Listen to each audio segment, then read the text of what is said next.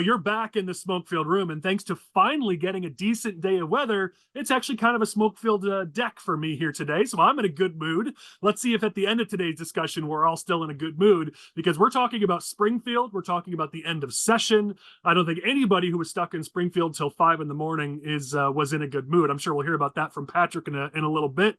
But let me introduce our guests. We've got a rockstar panel yet again this week. And each of them probably deserves an hour on their own, but we're going to share our time together. So first, we've got Senator Terri Bryant. She's the assistant Republican leader in the Senate, and she also is a former small business owner, and she retired from the Department of Corrections. So she brings a wealth of expertise to our episode. Terri, thanks for being here.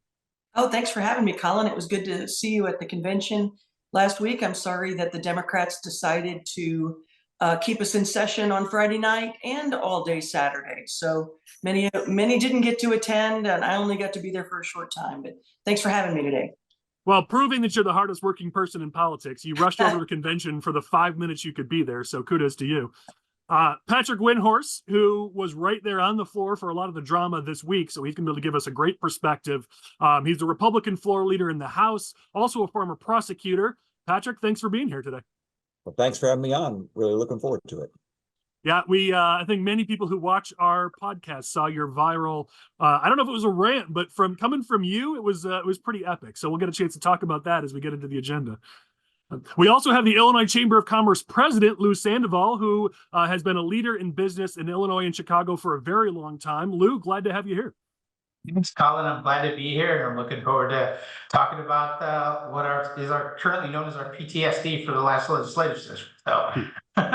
Well, and we mentioned before we got going that you were jealous I got to smoke a cigar. I'm glad I finally get to make you jealous, because all your Facebook posts about you sailing and being a professional basically at sailing, my wife and I are very jealous about that. So turnabout is fair play, my friend. Sounds good. We have one more guest who's coming to join us who has held up a little bit. So we'll introduce him when he's able to get here. But we also have Rich Carter. He's Cor Strategies government affairs expert. And whenever we have Rich, it means we're talking about the craziness in Springfield. So I don't know if it's good news that you're here, Rich, but we're glad to have you. Glad to be back, Collin. Looking forward to a great discussion today. Awesome. We'll introduce our last guest in a minute when he's able to join. But in the meantime, let's get right into it. There was a lot of drama over the last week as Democrats basically had to twist arms, change the rules, break the rules just to get a budget passed and to hike taxes on Illinoisans all throughout the state. I don't even know where to begin with this drama. It started in the Senate on your end, Terri, with this thing just dragging on and on. Session was supposed to be done last week, but they couldn't get their ducks in a row. It dragged through the holiday weekend, so a lot of people weren't able to attend Memorial Day festivities to celebrate those that we've lost who gave their lives for our country. And then in the House, all hell broke loose. I got to start with you, Patrick, because people, I got a lot of text messages after your rant on the House floor. I'm sort of, my thing is rants on these episodes. So when somebody has a rant, I need to know about it. What's going on? What happened there on the House floor, and what set you off? Well, what set me off is the fact that these are the Democrats' rules. We're operating under their rules that they pass. We put forward our thoughts and ideas each session. Of course, these are their rules. And the fact that they couldn't get their act together to pass what is their primary piece of legislation without breaking their rules, just, that added with the fact it was a tax increase, those two things together was enough for me to, well, like you said, go on a bit of a rant. I loved it. I thought it was great. We actually rank rants on this show, and so your rant on the House floor is going to be in the next time we do a vote. So we'll see how you come out. But for those who maybe don't know this, the rules are a big part of the beginning of session every year, where Democrats in the supermajority set the rules, of course, to benefit themselves, and Republicans basically do not have any say in what those rules are. And so the reason why Patrick and a lot of the Republicans were frustrated is, that they're never given a say in what those rules are. Democrats dictate what the rules will be, and then they couldn't even follow their own dang rules. And so there's a reason why Republicans were as frustrated as they were, because Democrats failed on multiple votes to pass their tax hikes to fund the budget. And then they had to suspend the rules or break the rules just to finally get it passed. Terri, I know you saw a lot of this chaos from the Senate side in the weekend prior to this week. What have you seen here in just the budget and the fight in general? Well, so, I'm a former House member, so I can tell you that coming over to the Senate, there is a little bit less of what you're terming chaos. Partly, I think, because there's half as many members. And so you have half as many people shouting at each other. Another part is, our microphones are only turned on when you only have one person speaking at a time. So you're not speaking over each other. And there's not a lot of secret stuff that happens. Like in the House, I always felt like only one side knew what was going on. I totally didn't agree with it, but only one side knew what was going on. On the Senate side, we kind of are given a heads up. So we can, we know it's coming. That doesn't change the fact that it's all wrong. When you're talking about $1.1 billion of new spending on non-citizens, illegals, asylum seekers, whatever you happen to want to call them. I prefer to call them illegal immigrants. When that's happening, there is a lot of shouting that's going on behind the scenes. It's a little more collegial when we get on the floor, but make no mistake, there was not one Republican that agreed with this budget or the BIM. Well, and there's details of this budget we got to get into. Patrick, I don't know if you know the answer to this question, but I got a bunch of people asking, what happened to Aaron Ortiz on the floor? I mean, that's what led to a lot of this chaos. He just disappeared. Do you have any insight on that? No, I do not. We members in our caucus have basically said told me anyway that he wasn't there, and some knew that he wasn't there. I guess maybe they had seen him leave. I don't know, but we still don't know where he was or where he went to. And because we call for a verification, which basically means we know you can't vote somebody else's switch. I was a little surprised somebody did vote a switch, knowing he wasn't there. Because people tend to honor that of the few things that are honored in Springfield during session. So I fully anticipated we call for the verification. They'd have all their members there, and if it got to 60, that would do it. Yeah, I mean, and then you guys, kudos where it's due. Knowing the rules, we've talked about on previous episodes how knowing the rules and using them to your advantage is one of the ways the minority in any sort of governing body can have a say. We've told the story in Will County about Republicans knowing the rules is the reason why, even though Democrats have the majority on the Will County board, Republicans hold the chairman's position because they knew the rules and they used them to their advantage. We've told similar stories in Lake County about how former board member Dick Barr used to do that very well. You guys knew the rules and you held them to your advantage. You guys did something I've never seen before, where you put a Republican on the vote the second time around and then had them removed from the roll afterwards, which tricked the Democrats. And based on the rules as they stood at that time, that bill should have been dead because according to the rules, that's it. They don't get a third bite at the apple. Of course, that's what we're talking about, where Democrats are all about following the rules and protecting democracy until the moment it isn't advantageous for them. And of course, that's what they did. But kudos to you guys for knowing the rules and putting them into play. It's one of the ways the minority party can be relevant down in Springfield. It is important to know the rules, just exactly as you laid out. I also want to say we have great staff that help, let us know where we stand with the rules, what potential openings are there, just to make sure that if there is an opportunity that we are taking advantage of it by the rules. Yeah. Let's talk about what's in that budget. It's a big increase. We talked about last week just how much spending has increased in the state of Illinois under Pritzker's in the 6 years he's been in office. Pritzker's first budget was $39 billion. This one was 53.1. I mean, that is a massive increase in spending. And you guys are obviously, you've been on the front lines fighting those huge increases in spending. What's the word out of Springfield? Is the spending ever going to stop? I mean, we'll talk taxes in our next agenda item, but just on the spending side, that's a huge increase in spending. There is no end in sight. When we look at what has happened this year, the need to spend more money is number one, because the leadership on the Democrat side will not say no to their members. Mm-hmm. I think there was one point that Willie Preston made on the Democrat side during the Senate debate, and that was there are an infinite amount of needs and a finite amount of money. But they don't operate like there's a finite amount of money. When I came into the legislature in 2014, the budget was $32 billion. And then after a 2.5-year budget impasse, the budget that ended the budget impasse, I believe, was $36.5 billion. So we've gone from $36.5 billion to $53 billion in, 7 years? Roughly 7 years since the budget impasse ended. And so if there's no way that they stop spending, then they have to keep coming back with tax increases. And I'm glad you're going to talk about those tax increases, because I think people need to get ready. They need to hold on to their hats, because now they're not just reaching in the right or left pocket, they're reaching in the back pockets and their carpenter pockets and their bib overall pockets and everything else. Well, when even liberal blogs, political blogs, are admitting, and I quote, that this money must be coming from somewhere. The assumption was that they must be using a ton of money from other state funds for a lot of this spending, because he even said, where's all this new spending? Where's this money coming from? Because even from Pritzker's budget, Democrats in Springfield raised spending even more. That bewildered even some left-leaning outlets. And so people are wondering, where the heck does this money come from? And I know that they were touting the fact that there were cuts here. Then you drill down, there was only 73 million in cuts. So you're talking about 1.1 billion in new spending and 73 million in cuts. That's not cuts.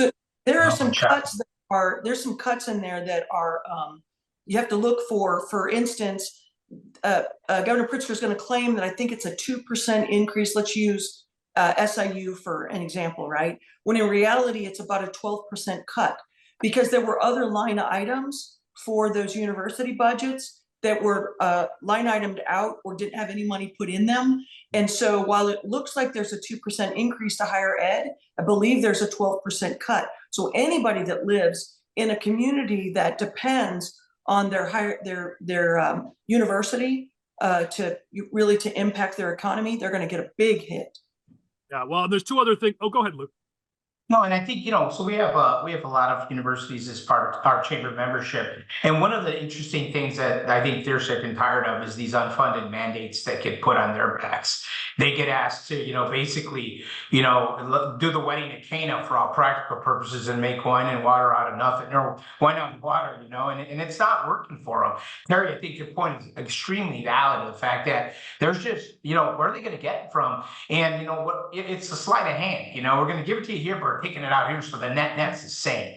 And if I had to subtext this past legislative session and the closing part, especially on the House side, it would be careful what you ask for. Too much of a good thing can be a problem. And I think you're seeing the impact of the inability to manage a supermajority, especially on the House side, where even in their own caucus, they have disparate interests. I think the narrow margins by which not only the BIM, but the revenue bill passed, I think those narrow margins are indicative of the discord on the other side of the aisle. The fact that moderate Democrats in purple districts couldn't stomach the fact that it wasn't a balanced budget. And Crespo said it best, I think, eventually, where you're going to run out of money on all this wish list, and who's it going to come back to? Taxpayers, So yeah, you're 100% right. I mean, even they struggled to get the votes, and that's with sweeteners in here. I mean, every Democrat is getting up to $3 million to spend in their districts on initiatives. Of course, Republicans are given $0 because that's good government, I guess. You only get representation from your government if you live in Democrat districts, but whatever.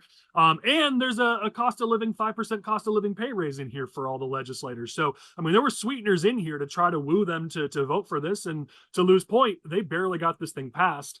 Part of the challenge that led to that is going to be those tax increases. So let's shift to that next topic in our agenda. As we do it, our producer for the week, Abe's going to bring in our sixth guest. He's Joel Sikes. He's a Republican insider. He serves on staff in the House side. He was a former Eula Township trustee, and he is here when he's not on state time. We have to make sure that is clear. But you'll see Joel pop up on screen as we get into this next topic. But we talked about those tax hikes. Those taxes were raised on manufacturers, on retailers, on sports books. I mean, they balance this budget, not on, as they like to say, the rich, but on working class Illinoisans throughout the state. The only good news is that those of us who screamed hell and high water got them to stop with raising taxes on every Illinoisan through the standard exemption. But that's the only tax increase that was able to be stopped within this. Everything else made it through. Almost $1 billion in tax hikes here. This is open to anybody here. What are you hearing about these tax hikes? No, I think the carry forward tax is one of the most on the losses, the corporate losses is one of the most egregious ones because it's really a spot loan. Not only it was meant to be temporary, now it's been made permanent. So I think, I come from the school of customer service and customer experience, but it's always easier to keep, existing customers happy than to go out and try to find new ones. And, while I recognize that, the Team Illinois is out there trying to really put a good face on the state and attract new businesses. We're making it very toxic for existing businesses to survive, to grow, and to thrive. And I think that's the part that really needs to be said. We could have a big front door for new businesses, but when they're going out the back door, it negates the growth that they'll potentially see. So yeah, that was 526 million of the tax increases. I mean, that's the big chunk here. And that's getting paid for by manufacturers, by businesses, and this money's not coming from those big, huge corporations. This is coming from small and medium-sized businesses. They're all taking this hit across the board. And we've been warning for the last couple of years that these tax increases in some form or fashion were coming.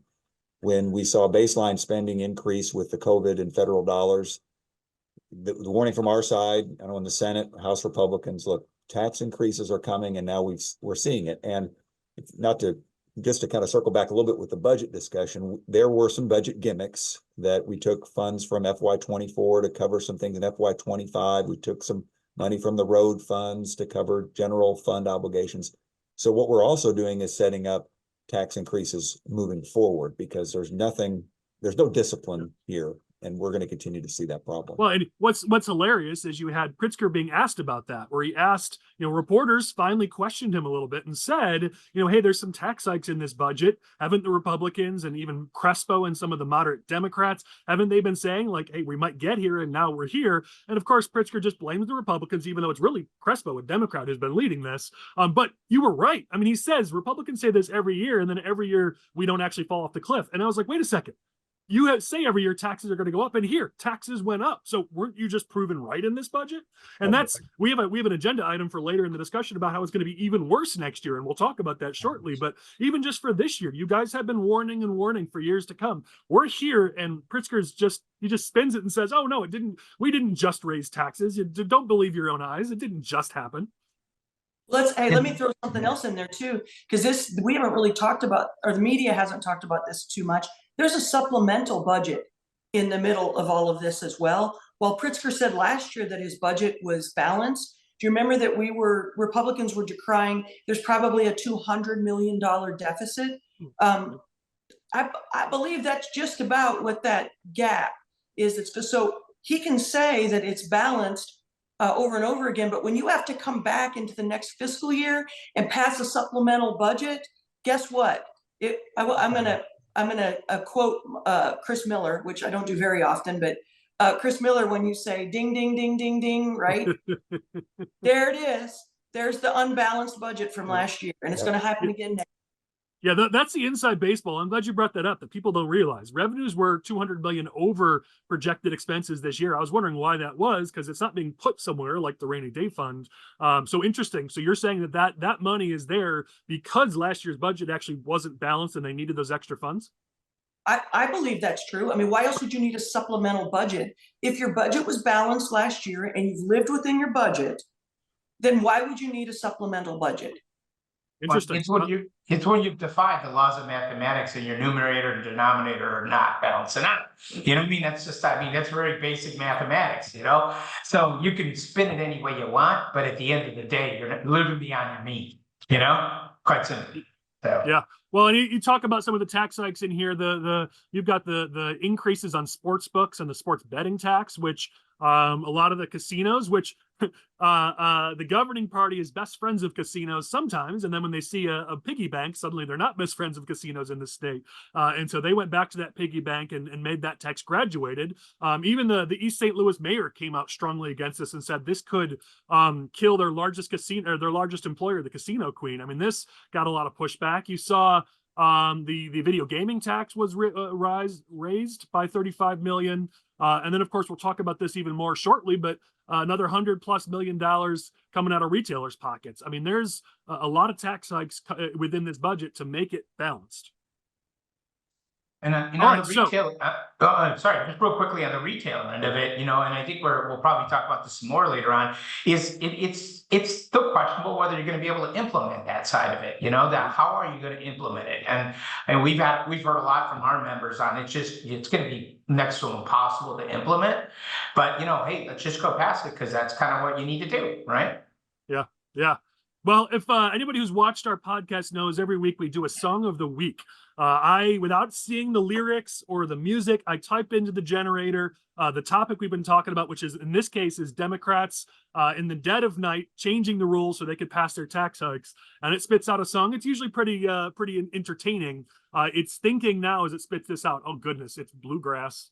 I don't know how I'm going to feel about this one, but we're going to play it. We're all going to hear this for the first time. Could be great, could be awful. We're going to find out, but let's see what this did here. So give me 1 second to get it to play.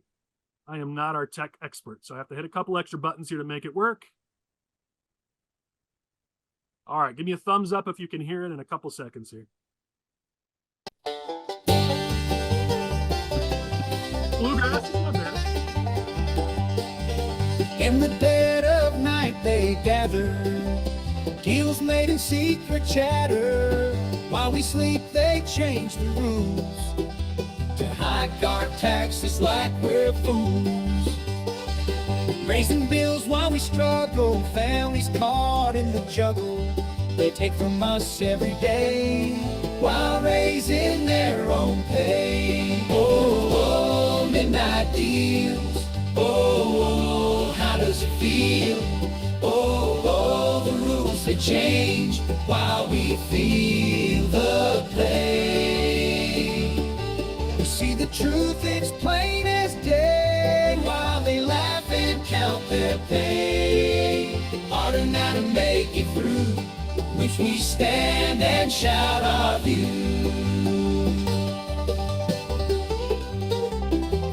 One more verse here. Looks like it's going to keep this playing. All right, let's start it there. That was pretty good. I'm not a bluegrass guy, but got some good lines in there. Like the well, they take from us while they raise their own pay. It's not a bad line. Yeah.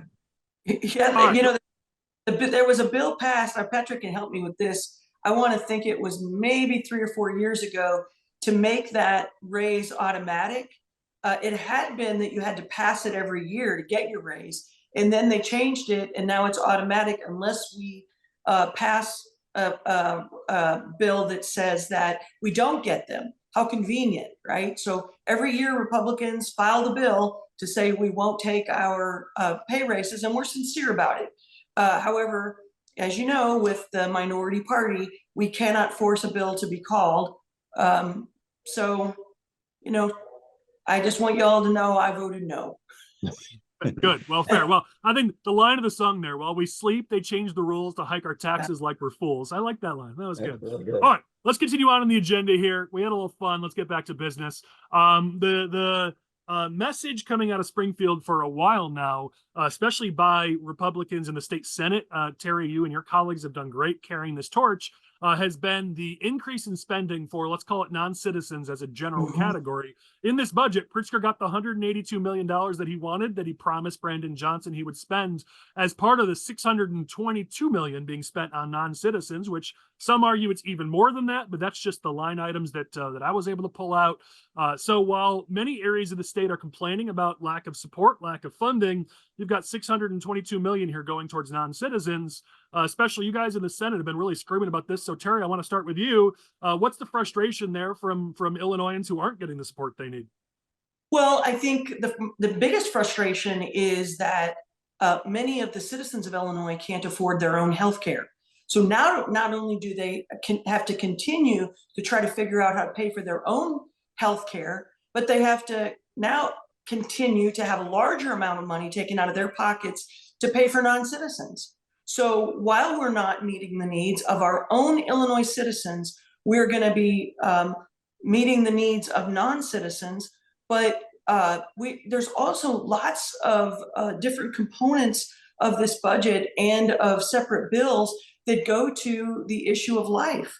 So over and over and over again, you're paying in Illinois, no matter where you are on the issue of abortion, you're paying for people to come here who are not only not citizens of the United States, but not citizens of Illinois, and they're getting those paid for as well, abortions paid for as well. Since I live 6 miles from Carbondale, really sticks in my craw because there are 3 abortion clinics in there. But the other thing that's in Carbondale is a welcome center. And I think you and I have talked about the fact before. I went to visit the welcome center in person so I could see what was actually happening there. And those benefits include sometimes laptops, rent, food, debit cards that are prepaid. I'm told that those will end now since we'll call it the Biden money, the COVID money. Since that's ending, some of that stuff will end, but will it? Because now we're going to give more money to welcome centers. So you're right. In the Senate, we could not get the answers that we would have asked for. So we're now FOIA-ing that information, which we still can't get, even under FOIA. Well, kudos to your colleague, Senator Sally Turner, I believe out of Springfield, right? I got to read her quote. It was really good. We're about to pass a budget that will allocate more than 3 times as much funding for non-citizens than for the Illinois Department of Veterans Affairs for the vital services of our nation's veterans. That was a killer quote. Kudos to her. And I think showing this dichotomy, we're seeing it in poll after poll, especially in urban areas where you've got lower income communities of color that have really been frustrated by the lack of support that they've seen. And yet, even Pritzker has said it, a budget is a moral document. It shows where your priorities are. And the governing party in the state showing that their priorities is for the non-citizens and not those lower income communities that really need the help right now. I think it's good. I'm sorry, go ahead, Patrick. I was just going to hit one thing on the dollar figure. I think you said 600 million, just over that, but that is the express line items that we know deal with non-citizens. There are other programs that benefit non-citizens, so where a portion of those will go toward benefiting non-citizens. So we could be talking about, I think, figures we've heard is over $1 billion or approaching $1 billion, which is a huge strain on the budget. Yeah. I took a quick number, a quick look from my swipe through with the budget, and there's obviously the 182 million that is the agreed upon Illinois Cook Chicago number, but then another 440 million on healthcare benefits, and then another 189 on education. So that's 801 right there.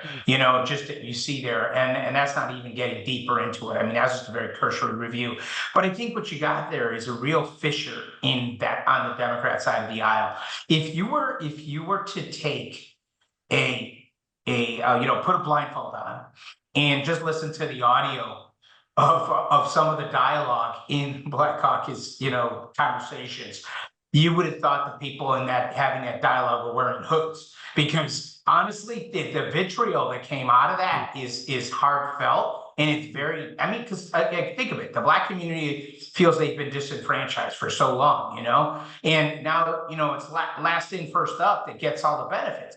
And then you got this other issue. You've got Washington dancing around long-term immigration benefits for people that are here paying taxes in one capacity or another, and Biden won't move on that. I think that's going to be a bigger issue in November, because the Mexican-American community in Chicago is incensed. Many of them will cross the aisle, on this, because they're sick and tired. They remember McCain Kennedy and who blew that up.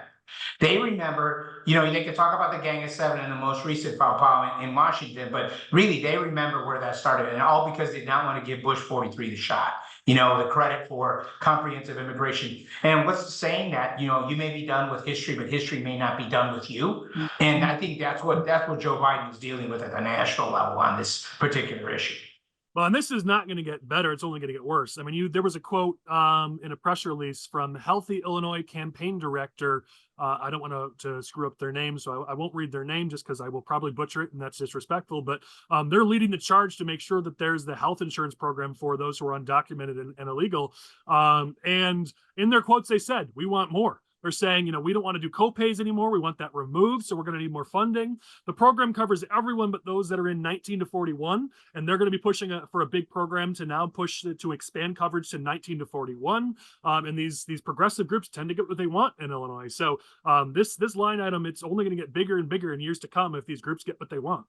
Well, I think to the point that was made earlier about some of the funding mechanisms for this, and pardon my tardiness, I had a few technical difficulties, but as they've all pointed out, the money that's going in for HBIA and HBIS, they pulled that from surplus FY24 to fill it in for FY25. So they're going to have a funding issue with that next year. And that's to the point that Patrick made, this quote unquote, 622 million figure. That's only one piece that we can see in the budget, not the other gimmicks that have been done that are taking those expenditures even higher. And it's going to come back to bite next year. No difference than the money they took from the road fund to use for transit. That's going to be $200 million that they're going to have to find a funding source to keep going. It's a perpetual problem that's cascading in a multitude of different areas.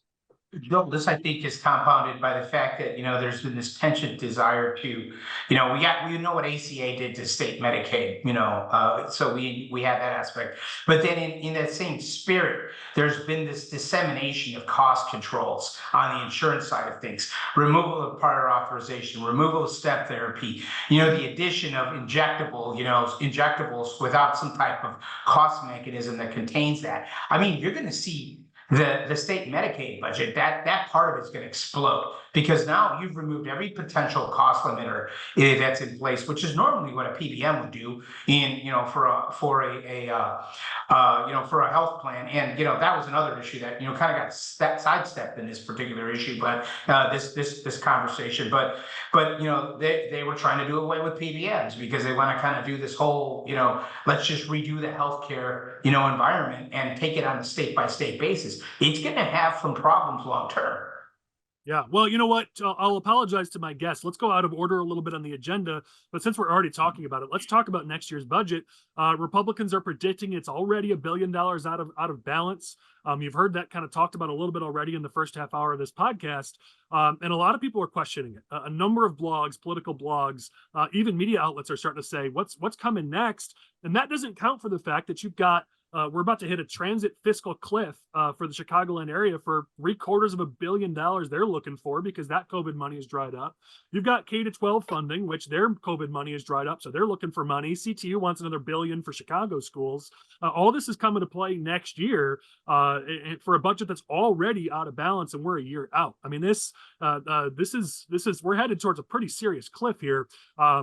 Maybe Pritzker's not going to run again just because he could be governor during the good years and then dump the rest on whoever's next. I don't know, but it's starting to look like it might get scary in the coming years. What are you guys seeing?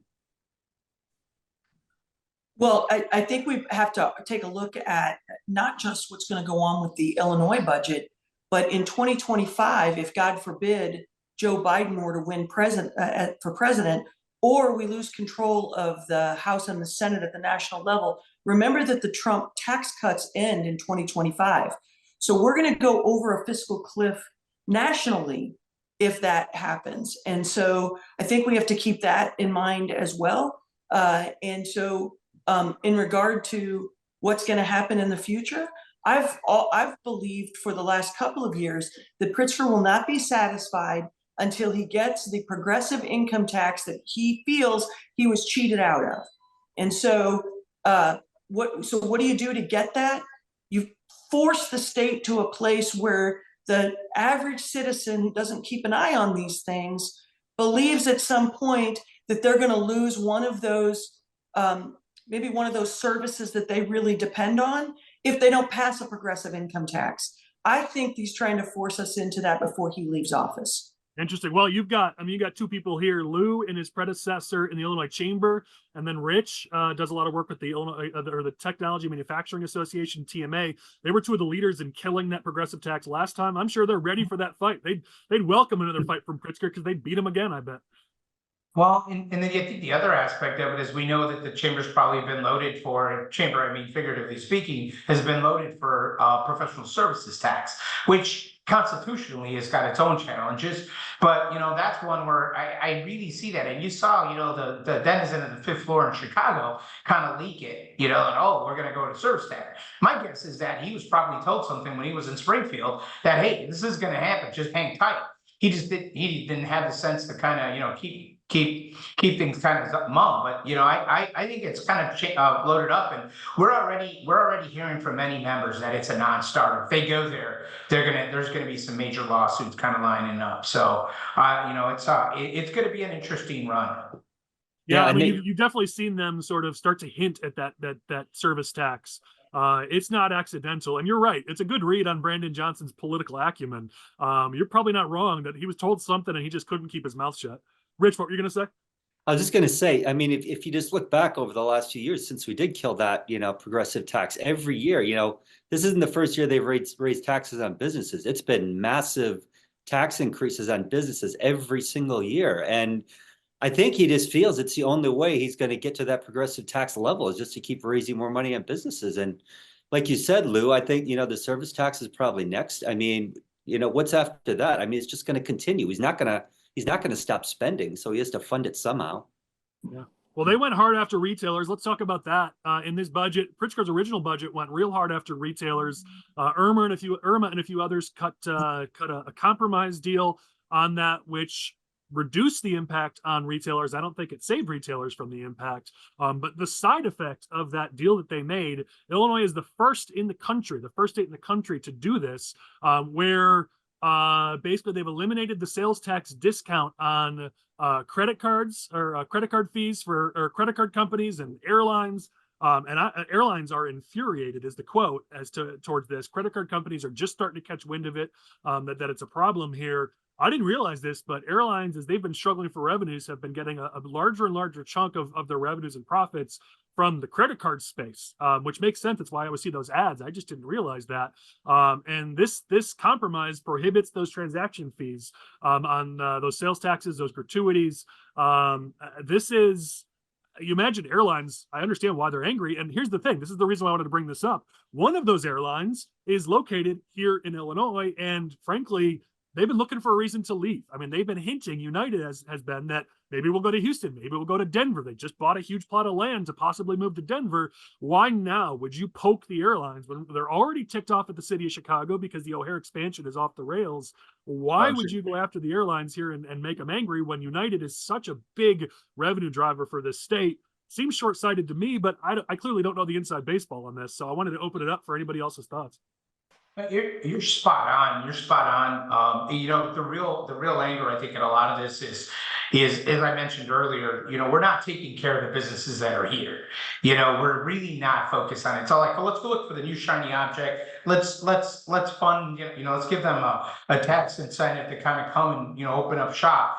But they're operating as if it was a closed system. Like companies don't have an option. And you just articulated. Does American go to Charlotte? Do they go to Dallas? Does United go to Denver? I mean, they can easily do that. I had a conversation and just I'll leave the company's name off with some senior management of a company that's one of our members, and they set up shop across the state line for an ag business that basically is going to serve Illinois. So, I mean, that's 300-400 jobs that we could have here in the state and grow our tax base. But instead, people are saying we're going to reduce our footprint in Illinois and open it up. And multinationals, larger corporations have that option. The people that don't have the option are the captive citizens, the 40 million endowed small businesses that are stuck here. The only way they have an option is by closing shop and moving. Well, you look at it. I mean, this is now over $1 billion just in. I mean, listen, I want Illinois to be a hub for quantum computing. That sounds amazing, but $500 million to our small and mom and pop manufacturers, businesses, medium-sized businesses even could go a long way. So to your point, yeah, let's recruit businesses here, but ones who are currently here are not getting the help they need to succeed.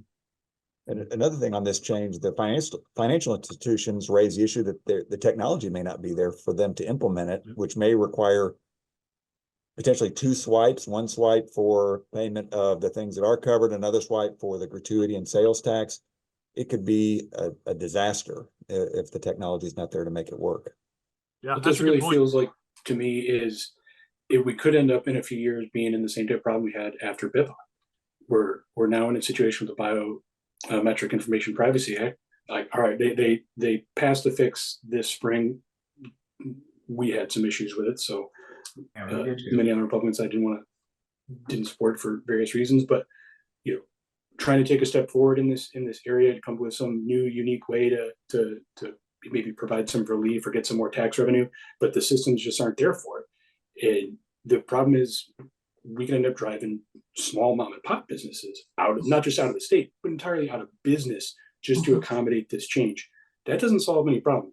It's like White Castle with the potential of getting $17 billion worth of fines from BIPA. No one had that intention when they came up with that. And I feel like this was just a shotgun move to try and get something in there that could come back in a really terrible way if, let's be optimistic and hope that they're going to realize some of the difficulties here and then try to fix it come October, November during veto session. But I don't want to get lost on a sidetrack here, Joe, but I don't know if you saw that a high school kid just sued his school under BIPA because they used his likeness in school photos without his permission, and now he's using BIPA to sue them. I mean, it's just, you're right. These laws get passed down in Springfield. And part of the reason why a lot of people scream about these things being done in the dead of night is because you don't have time to inspect them and identify what are these unintended consequences. You know, a good legislating, good lawmaking. You know, I have the privilege to get to work in other states, not just Illinois, and all these other states make fun of Illinois because good lawmaking is get people around the table and come up with the best possible legislation for the people of the state. That's just not how legislating is done in the state, as all of us can attest to, and you end up with these unintended consequences as a result. Well, I would say, Collin, remember that often we do bring these things up. We bring them up. We have to have press conferences because often we're not around the table. I think we're going to talk about the sequestration a little bit later. That's a perfect example. Supposed to be coming to a consensus agreement, but we're not at the table. So we have to legislate sometimes, or at least bring these things to mind. The problems with BIPA were brought out, not only in private, but even on the floor. And what we hear, one of the most regular things that we hear now is, oh, we realize that and we're going to have a trailer bill later. That's not how legislation is supposed to be passed. You're supposed to flesh that out in conversations and in committee. And then by the time your bill gets to the floor, it's good to go. But over and over and over again, we hear that there's going to be trailer bills, partly because there's not even a committee hearing. It's done as a subject matter hearing where the Democrats get to have as many witnesses as they want to say exactly what they want to say. And then it's kicked directly out onto the floor, very much the way the Safety Act was done, with no committee hearing at all, and then a trailer bill to follow. Well, then there's not even negotiation on the trailer bill. Yeah, it's a sales process. It's not a legislating process, I think is the best way to summarize that. You know, when you have esteemed guests like this, they're allowed to take us out of agenda order. So Senator Bryant, let's go straight to carbon capture. It was only two things later in the agenda. Let's just do it now. You know, the Illinois lawmakers passed a bill that bans these pipelines for 2 years or until the federal government finalizes their rules and puts in place a regulatory framework for carbon capture and storage. What I have found interesting about this topic, and I haven't found guests willing to engage with me on it, so maybe you guys will be, which is Biden has even been pushing, and the federal government has been pushing for carbon capture hard across the country, and even here in Illinois, Biden and his team has been pushing it. ADM and others have been pushing it, and the U.S. Department of Energy has been pushing it. Their assistant secretary was out here not that long ago, last month, trying to push for it, and it's been the Democrats that have been pushing against their own party leaders nationwide against this. Looks like finally a small amount of progress was made here with this bill. At least it opens the door, it seems like, but with a 2-year ban as part of it. So I don't know how great the bill was, but I'd be curious what you guys think as legislators who were involved in the process. Yeah, so I was supposed to be the Senate lead on the negotiations for this bill, and I'm gonna vent just a little bit because this again. Rant, do it. Yeah, there you go. I do want to rant on this because so I was given the appointment by Leader Curran, and about 2 weeks ago or so, I was like, hey, what's going on with the carbon capture issue? And we find out from the Democrats, they've been at the table for over a year. But the environmentalists, the governor's office in particular, said he didn't want the Republicans at the table yet, is what they said, but we never got to the table. And so about 3 or 4 days before the bill was actually called, I found myself having to try to get caught up so that I could bring the caucus up to speed. So overall, it's a fairly decent bill. If you set aside the argument of whether carbon is causing all of the global warming, right? So that's our first hurdle to get over. So if we set that aside and say it's, carbon capture's here, do we want to be a part of it? For Patrick and I, and actually for some of the suburbs like I believe it's Kankakee, we're part of needing energy from Prairie State Energy. So if they don't carbon capture, I forgot the percentage, I think it's 40% by 2035, they have to close. So carbon capture becomes very important to our grid operations, whether it's MISO for the South or PJM up in the North. And so in this case, the holdup for some of us, I voted no on the final bill, was Farm Bureau's opposition. And that opposition also comes from the Soybean Association. Farm Bureau's in a really tough spot because they have the corn growers really want it. The Soybean Association doesn't want it in its present form. Farm Bureau voted no on eminent domain, hard no on anything that has to do with eminent domain in December at their convention. But then about an hour later voted to support sustainable aviation fuel, right? Which you need carbon for. And so they're in kind of a tough spot, but eminent domain is the real issue here. And how do we get to a place where you're not forcing people to sell property? Because that is sacred to Americans. And until we get past that eminent domain issue, I don't know that we'll ever get Farm Bureau or the Soybean Association on board. If they're not on board, you'll have a lot of folks like me who represent a lot of Farm Bureau members who just can't get on board, even though I think carbon sequestration is safe and we should be doing it. Yeah, I mean, listen, we've had a number of conversations. We're talking about doing a whole themed episode on farming related issues, maybe in the coming weeks or months, just because there's not enough understanding of the needs of these farms in Illinois and how much of a driver it is for our economy. And just as you said, how important those family farms are and their land that they've passed down for generations. There definitely are needs here. On the flip side, you certainly have something that can be beneficial to our state's economy. And we are uniquely positioned. From everything I've read, our state is uniquely positioned to be a leader in carbon capture. And we don't have a lot of opportunity to be leaders in things in the nation. So it's not a situation where if this is the direction the country is going, and it seems like it is, you don't really want to waste an opportunity like that. Yeah, well, what we could see, and then I'll be quiet so some others can say some stuff, is I'm the minority spokes for energy, so I've been all over this. What we could end up seeing, there's two issues on eminent domain. One is the pipeline, which is about 6 foot under the ground, right? The other is the pore space that is really below mineral rights, right? So we did get in this bill some clarification that pore space belongs to whoever has the surface property. Because in Southern Illinois, deep Southern Illinois, as well as Central Illinois, a lot of people have sold their mineral rights. So did the company that bought your mineral rights own it, or did you? We got that resolved. It's owned by whoever's the surface owner. But we could have a situation where a pipeline runs through Illinois and sequesters in Indiana, right? So if that's the case, or if that CO2 is being moved from the west across Illinois and into, say, Indiana, you could end up having Indiana doing the sustainable aviation fuel instead of Illinois. So we really need to get these kind of issues resolved so we can be the leaders on it. Senator Bryant, this seems like the kind of thing that could be hashed out if the adults were put in the room, everyone sat around a table and said, okay, we'll allow pipelines, but only if you do it here in Illinois so it benefits our economy. That seems like a common sense compromise if you guys were actually allowed to sit at the table. That's exactly right. In fact, the Soybean Association had a pretty simple ask that you not allow the pipelines to be more than, I think they said 20 miles long. They wanted it to be smaller. So I represent an area that is just across the river, actually across the river from Indiana on one side, across the river from Missouri on the other side. We have a huge cement factory on the Missouri side across from Modoc or across from Prairie du Rocher, Illinois.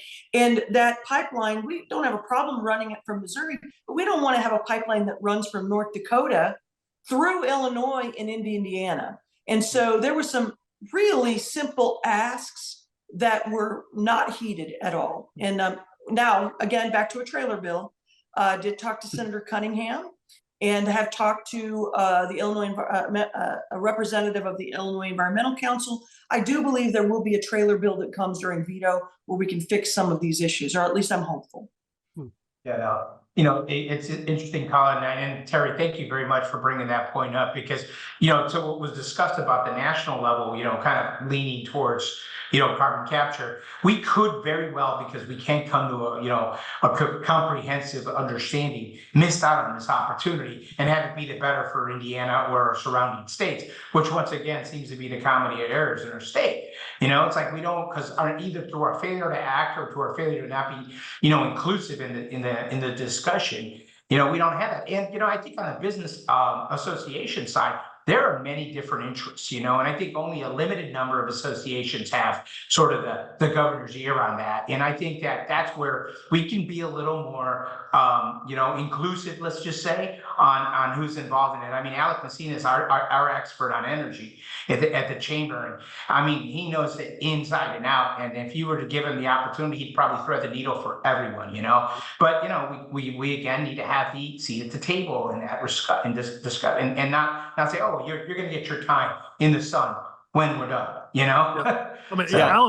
Alec is one of the best, and we've had a lot of conversations with him. We've worked with him in the past, and we saw this in CJ. We see this all the time, right? That governor claims to be somebody who likes to work with all sides. He blames Republicans for everything, and yet doesn't let you at the table, Senator Bryant and Representative Windhorst. And I know Alec has tried to bring a common sense approach that takes everybody's feelings into account, but that's not what they're looking for, especially not on energy related matters.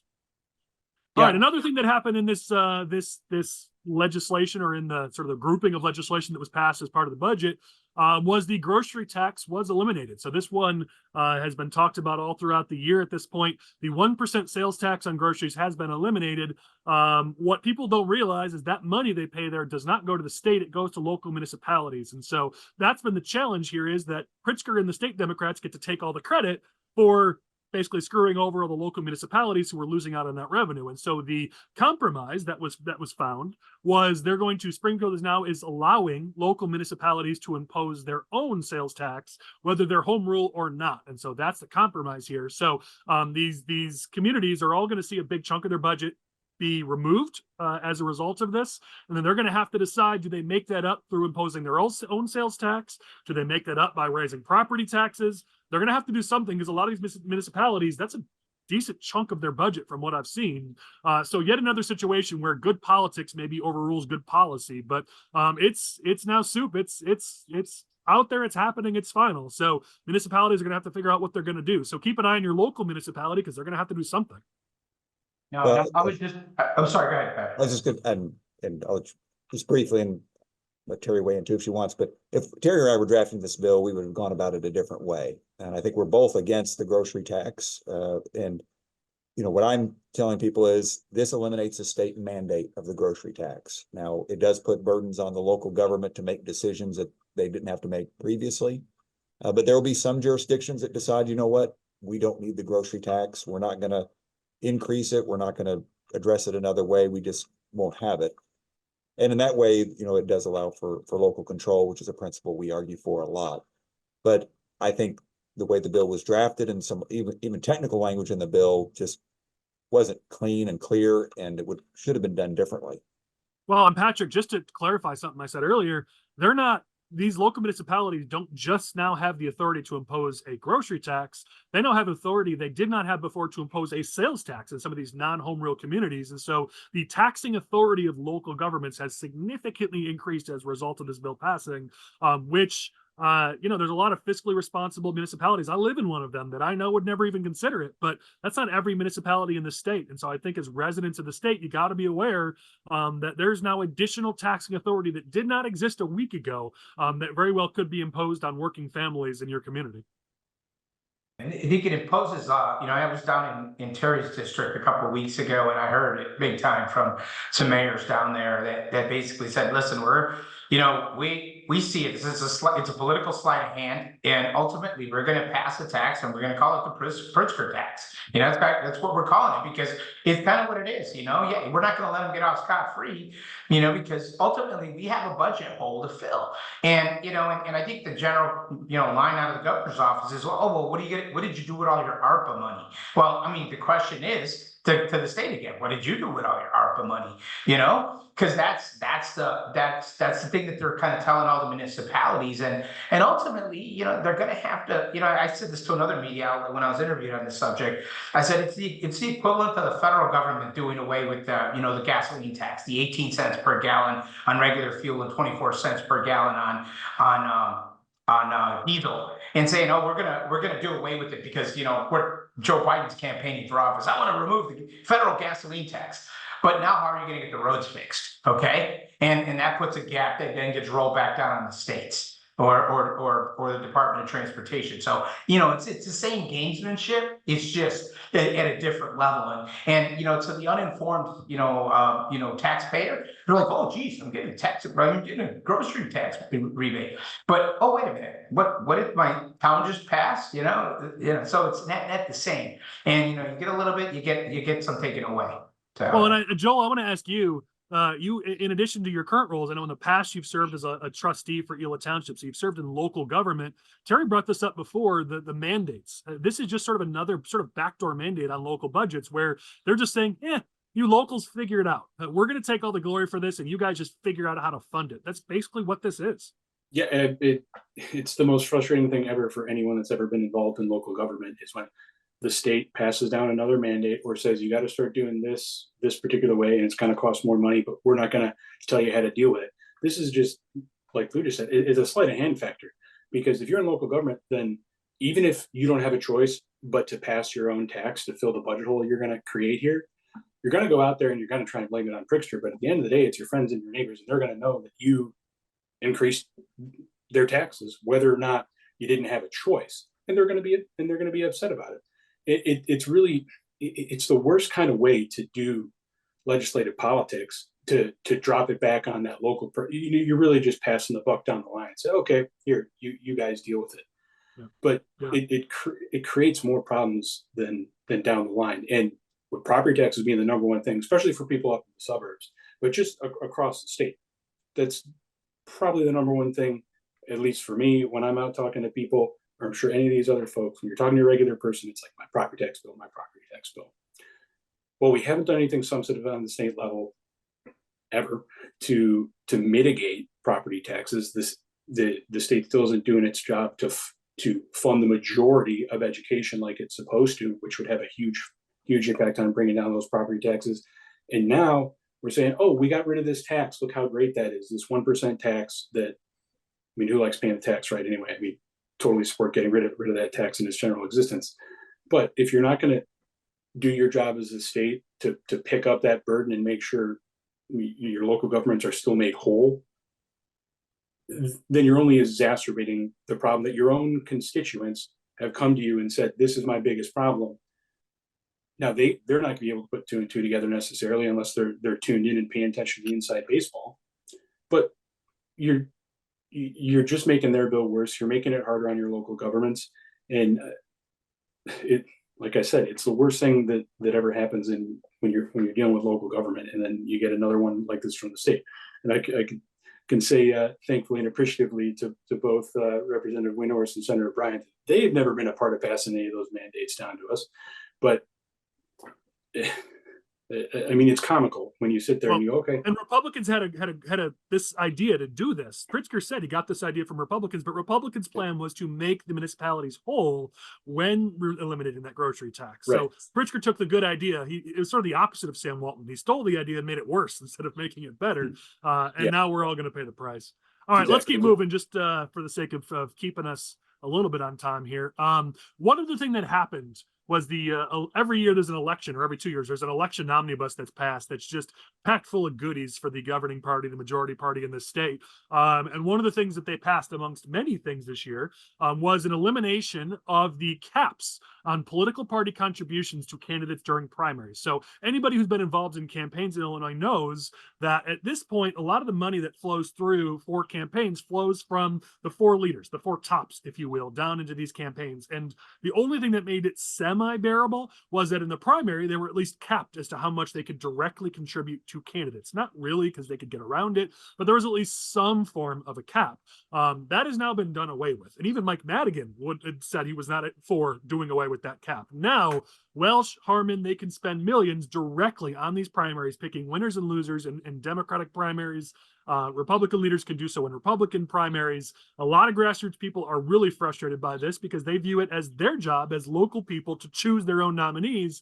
But as sort of a good government thing, you saw a quote from a nonpartisan good government organization, Reform for Illinois, where they were strongly against this. They said it was a step backwards. This supercharges the election money arms race in primaries. It deprives constituents of a chance to choose their own candidates, to choose independent candidates. A lot of uproar on this. Kind of got snuck through. Not a lot of people noticed this was being done, but this will further push us backwards in terms of elections in this state and giving the voters of this state an actual choice at the ballot box. So just curious if anybody has thoughts on this. Yet another sort of anti-democratic thing that happens out of Springfield. Well, just on the omnibus thing, I'll let Terry jump in here. Just when you look at that bill, there were some good things and bad things. That's what happens when we get an omnibus. If we voted on them individually, then the vote would more better reflect our views on the particular issues. Like there was something dealing with local government pay, where you have the mayor who said, if I lose the Tiffany person, Henyard.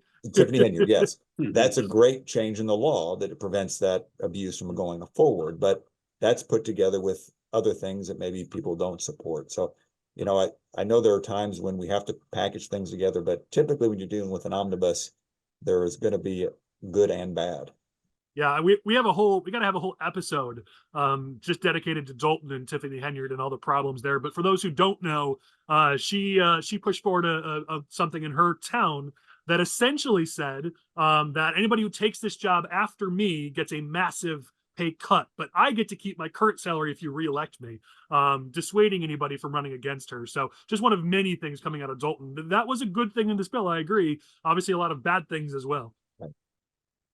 Yeah, I would just jump in. I actually was going to say something similar to what Patrick said, which is we had multiple omnibus bills, whether it was the part there was one for aging, there was a Medicaid omnibus bill, the election omnibus bill, and it is the trick box that the majority party always puts the minority party in, where you're damned if you do and damned if you don't. You're going to get on the political side of it, you're going to get a mailer if you voted yes, you're going to get a mailer if you voted no. And so you try to weigh out which is better. Do I have more good in this than I do bad? And so that's sometimes how we have to do it. I know we had some conversations within our own caucus, and this was one of those items, the one that you're mentioning, Collin, which actually the Democrats may live to regret that, because just as they can use it, so can Republicans also use it. And of course, the map is generally drawn to favor incumbents. And so, but it seems like the Republicans are always trying to play catch up on everything because we have less money. We generally have half as much money to work with. And so we're a little bit slower in being able to do things. So I think we're gonna have to wait and see exactly how all of this unfolds. But it may actually work negatively for the Democrats in this case. So we'll have to see what happens. Well, the way they gut their shell bills and run things through, this was actually, the title of this bill was the Crohn's and Colitis Awareness Bill. In some of the private discussion groups that I'm a part of with politicos in the state, there were a lot of poop jokes related to this bill and tying to the Crohn's thing. As my wife, who's dealt with Crohn's since she was 8, I won't repeat any of the Crohn's jokes that were made, but there was definitely a lot of comparing this bill to that part of the anatomy. So people had some fun with it. There's one more point on that. It seems like the Democrats choose interestingly titled bills for the elections. One year, the election omnibus came in a cemetery bill, which is interesting given some history. Right? Yeah. And we had fun with that one, I remember too. Yeah. All right, another thing here that's in our agenda that I'll admit I know not a lot about, so I don't know if we'll talk about this a lot here, but a lot has been said about Pritzker's reforms, his health insurance reforms. Lou brought that up earlier, and we could use this as sort of a catch-all discussion if people want to jump into that. One thing I noticed as part of that is Pritzker's getting a lot of praise for banning what they like to call junk plans or short-term duration insurance policies. What's interesting is that Biden's also making this push nationally. The reason why this caught my eye is these are those association health plans, those short-term health plans that are more affordable, more cost-friendly for people to be able to buy into and be able to afford. And my company has done polling. I can't share it because it's behind an NDA, but we've done polling for a few groups nationwide where these plans, these health plans, actually poll exceedingly well. Because they are low-cost plans and people are able to buy into them, they can actually afford them. But of course, the goal for the left on healthcare and health insurance is everyone needs to pay all the money they have into the system and then let us just sort of manage it. Let's not let those young people who maybe don't need the platinum plans, let's not let them have lower cost health plans. Let's not let associations try to find ways to help their members to provide them lower cost health plans. Let's not let somebody who's hard up, who can't afford one of the more expensive health plans, let's either put them on a government plan or let's just outlaw the plans they actually wanted to buy into. That's what stood out to me. But what again, I've got the polling data to show it over the last couple of years that these health plans are actually pretty popular amongst working families. So I'm a little surprised that that they made this move, and maybe there's an opening here for conservatives to just further point to how Democrats are making health costs more for working families in this state.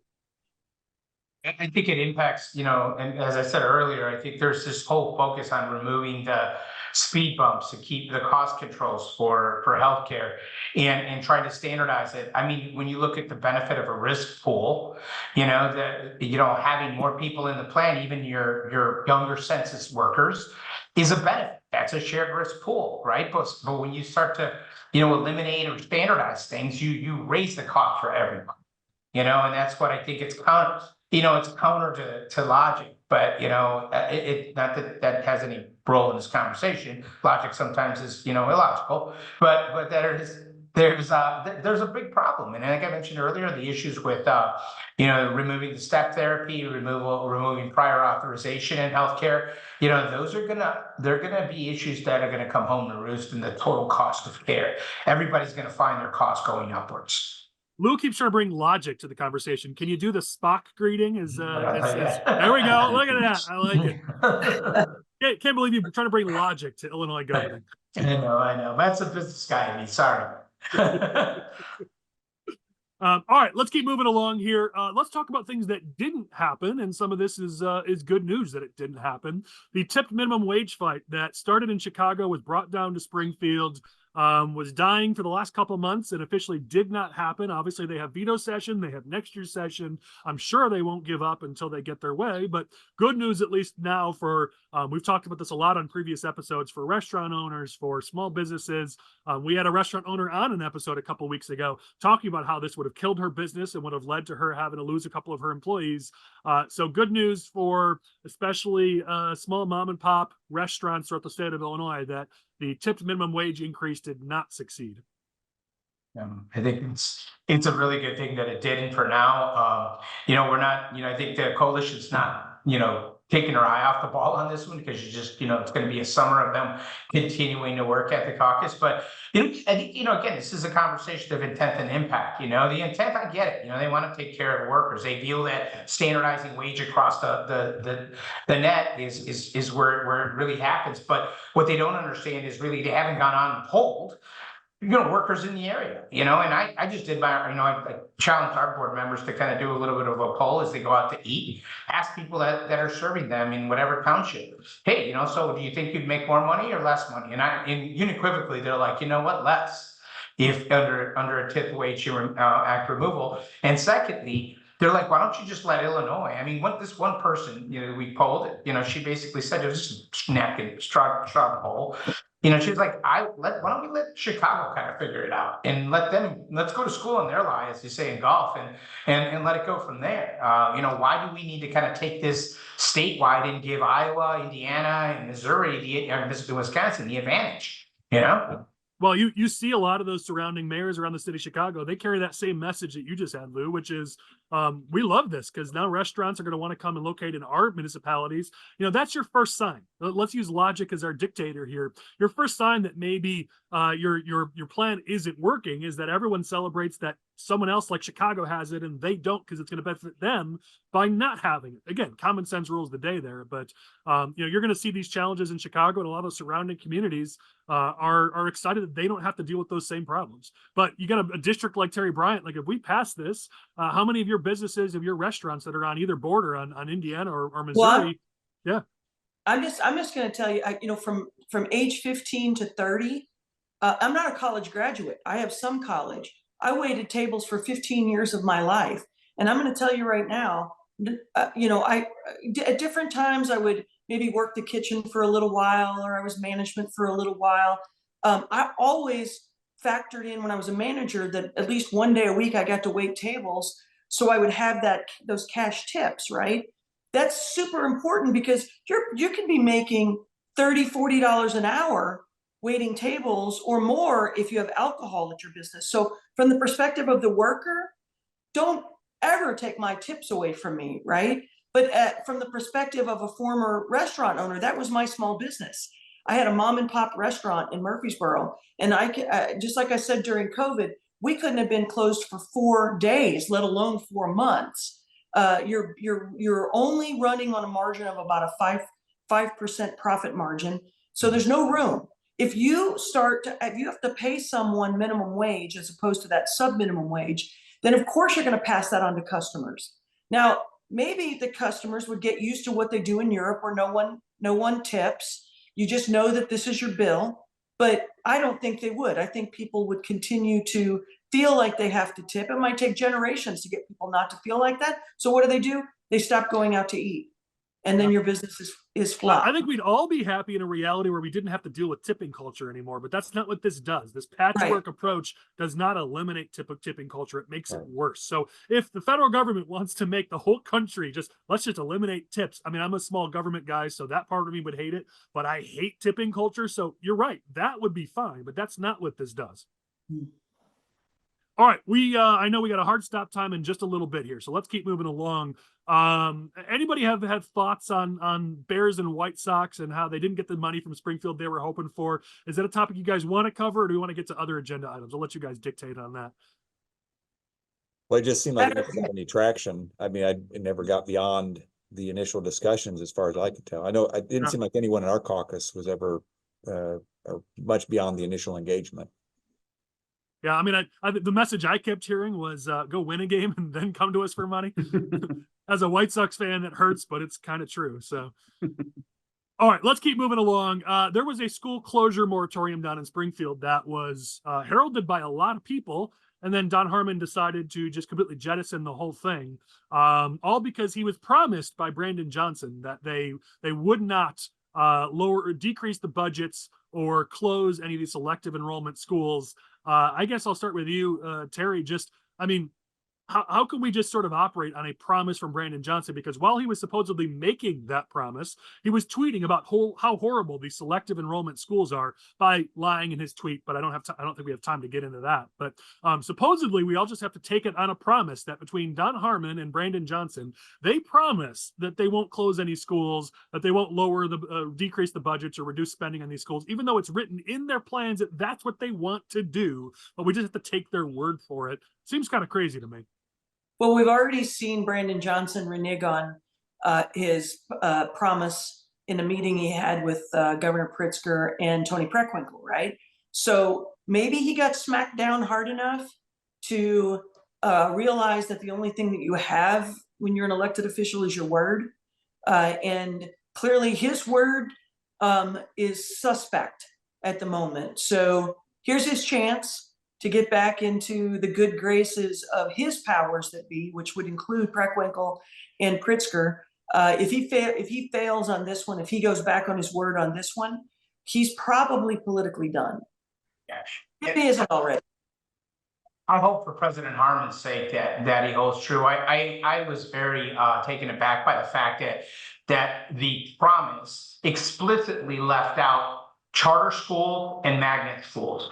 So that means that's like saying, hey, I'm not going to mess with selective enrollment schools, but that doesn't mean I'm not going to defund or ruin charter schools and magnet schools, because and in full disclosure, I'm the board of trustees for a charter school on the south side of Chicago, my old neighborhood, and I see that as just tragic, because not only have we gutted funding for Black and brown schools in the city of Chicago through the Invest in Kids Act, the sunsetting of that. But now we're going to we're going to monkey with our educational optionality for charter schools and magnet schools. And by the way, Stacey Davis Gates, she gets the optionality because of her salary and her political prowess, to send her kids to De La Salle High School. So why for her and not for everybody else? Yeah. Well, and Lou, I think you can speak to this. From the data I've seen, a lot of those charter schools, those magnet schools, have significant minority populations. Obviously, Brandon Johnson decided to take the 5 that didn't, to try to claim that all of them are mostly white or Asian, but that is not true at all. Just like Invest in Kids helped, like you said, Black and brown kids, lower income communities. That's what a lot of these charter schools and a lot of these magnet schools do. But you see it right in the CPS, CTU documents. That's their goal, is to close these schools. But we're just going to have to take their word for it that they're not going to do it prior to 2027. They're going to do it at some point. That is their ultimate goal. They have said that over and over. And I just hope that by that time, we will be onto a new mayor. But that's the scary part is, as you're trying to attract businesses to the state, the first thing the C-suites, the family does is looks at the school system, And when they see that there's no school system, or that there aren't educational options, or that you're going to have to pay $25,000, $30,000 a year to send your kid to school, they're like, well, all right, it's great, we're going to make more money here, but the downside is going to be we're going to also spend more, and it's not attractive. Yeah. Let's as we close down here, we got a couple more topics. Let's talk about PRB. The Prisoner Review Board. In the spring, this became finally a big topic. I know, Terry, you guys in the Senate caucus have been screaming about this for a while, but the world, or at least the state, finally took notice when PRB, Pritzker's Prisoner Review Board, released a criminal who then went and killed his 11-year-old son and attacked the child's mother, or at least, I don't know if that was his son. I don't want to screw up the details there, but it lit the world on fire. Reforms were pulled together. They were overwhelmingly supported in the Senate. I think it was unanimous. It was 15-0 in the House Judiciary Criminal Committee, and then Welsh just killed the bill before it could actually get passed on the House floor. But this was a bipartisan bill that was unanimously supported to reform the Prisoner Review Board, which it desperately needs reforms, and that got killed in session. So I'm curious, Terry or Patrick, what you guys what your thoughts are on that, and how devastating this might be as we try to corral crime in this state. Well, in the House, some things were going on behind the scenes on the last day. In fact, that bill didn't look like it was even going to get called in committee, and there was some pushing to get it called. Ultimately, it didn't get called on the floor. Obviously, we wonder if that isn't some pressure from the governor's office, who didn't want, he was really pushing, his office was pushing against a lot of the changes, the transparency piece in particular that the Senate added, which was a good change. Representative Cassidy, who's running the bill, worked with Leader McCombie on a lot of the changes that were really positive. So it's unfortunate that didn't pass, because it would have been good, not only good politics, but good policy for the state. Well, look, talk about good government. That was actually a bipartisan bill that Kelly Cassidy is one of the most progressive members of the Springfield delegation. She worked with Republicans. They came up with what was a bit of a consensus plan there. And of course, that's the one that gets killed when there's finally bipartisanship. It's not allowed to get across the finish line. Well, I would say, people should have really been paying attention after we were able to get 3 members of the Prison Review Board knocked off the Prison Review Board, right? And that was because of transparency. As soon as you start to see the things that they're doing, then the governor has to be more careful about who he's putting on that board. There are some boards, we might not like it, that are just very partisan, and governors are sticking their friends in there, are people who, that's the stuff we hate about government. But in the case of the Prison Review Board, that is not a place that you can just put a political appointee in to pad their resume. That's a place that actually has life or death consequences, as we have seen. And so one of the aspects of that bill was being transparent to the victims and the victims' families, where I ran a bill, and so that aspect was taken into this, we'll call this an omnibus bill as well, that said that you have to notify the victims. So they have to sign up. Department of Corrections has it, where you have to sign up if someone's being released and you've been a victim, but the Prison Review Board has not had that. And so we've been pushing for it for 4 or 5 years now. You have to notify victims. But what is wrong with having the ability to watch online? We've now seen, we're doing it right here today, where you can watch some things via Zoom or WebEx or whatever it happens to be, and you can get the transparency of what's going on in that hearing. So you can see what happens in the en banc hearings. That was one aspect of this. And that seems to be the place that the governor most pushed back on. He did not want to have those where the public can watch it. That should send up red flags and have bells and whistles for everyone. Why? Why don't you want people to see what's going on there? And that is because the majority party, led by Governor Pritzker, cares more about the criminals than they do about the victims. They have now basically said that the criminals are victims. And I don't know what world that is true in, but I'm on a rant again. I hope you get to score this one. I Well, like the rant. That was good. I mean, they're justice impacted individuals Yes, now, right? yes. Not even criminals. Yeah. And they Yeah, get a it's tax break when they get out of jail too. Yes. Yeah. Yeah. All right. I know we got a few of you that have hard stop times here, so let's roll this closed. At the end, we always let each of our guests give any final thoughts they have on whatever topic they'd like to share. Lou, I want to start with you. I know we didn't get to a couple of your topics here on talking about inflation or business needs and labor. If you want to hit that now, feel free. But any final thoughts from you as we close down? I think we're at a very perilous intersect right now. I think, we're in the tip wage act, we started talking about this, but OpEx costs are up across the board, labor costs, the cost of goods, it's costing margin compression for businesses.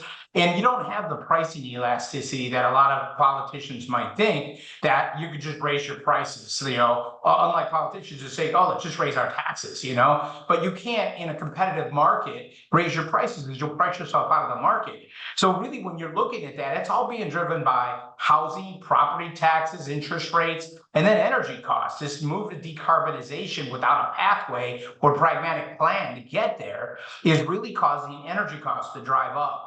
And I think that's where you're starting to see a pushback on labor and them saying, hey, I'm going to cross the aisle and vote the other way because they're not listening to me. They're costing me my job, on the energy supply side. And the supply demand is driving up. So I really think businesses are at a very perilous aspect with, a lot of sustainability efforts, the cost of doing business in the current environment. And then what we know is going to be the budget balanced on our backs in the next cycle. So we have our eyes wide open. We've got our tentacles out, and we're working to, collaboratively with as many sides as will work with us to try to build a moat around business in the state. Yeah. Well, if you have a business in this state, you definitely want to keep an eye on the stuff the chamber is doing on your behalf. Google them, check out their website. They're incredibly active in letting you know what's happening in Springfield. So Lou, thanks for that. And thanks for being here. Patrick, I know Terri tried to one-up you and two-up you with rants today, but I don't know if you still had the best rant of the week, but any closing thoughts from you? Well, Terri was my mentor when I joined the House. So I've learned a lot from her, but I will never be able to top her when it comes to rants. She will always excel over me in that for sure. I think it's a common theme that you hear that we in Southern Illinois tend to be somewhat optimists, and I think that holds true even with what we've talked about today.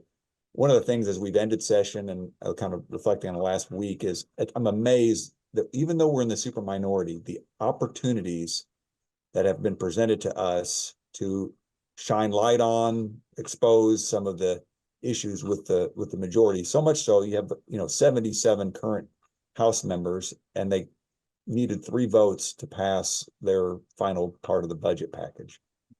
It shows to me that there are problems on the other side that I think we're going to be able to take advantage of, and hopefully come November see some gains on our side.